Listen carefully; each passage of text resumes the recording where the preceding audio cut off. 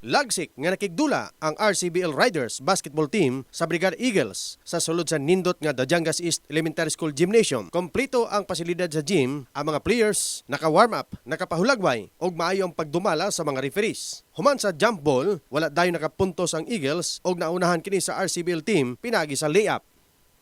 Yes, for number 5, plus for number 8. Yes, basket down. Number 9, number 8. Yes, basket down. Number 8, yes.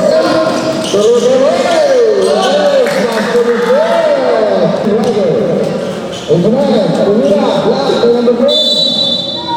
Ay, nakuha down.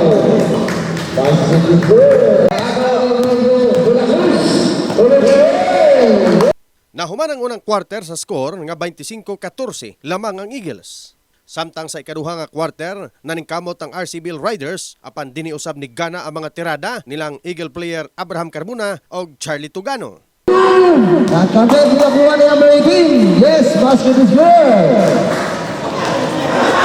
Tugano. Back to Tugano. Lowan, pull-up jumper. Nakuha nito sa number 18. Hand to shoot. There's number 24. Sa ilalim. Sa ikatulong nga quarter, nagpadayon ang momentum sa Brigada Eagles og nahuman sa score nga 61-47. Double digit ang kalamangan hangtod nahuman ang dula sa score nga 78-65. Una sa tanan, gibuhat ginamo ang best para makagugod pero saan man kay kulang man gid mi sa stamina. So una gapasalamat ko sa brigada sa pagkuan sa pag-accept sa among invitation as a friendly match. Okay mo ang teamwork gamay, naswerte mi sa mga shooting, mga pasahan na sa depensa. Props po sa mga kalaban kay kusog bugay sa ilang pass break pero nasugakod raman. In the heart of changing lives, kini si Brigada Verjason, Brigada News.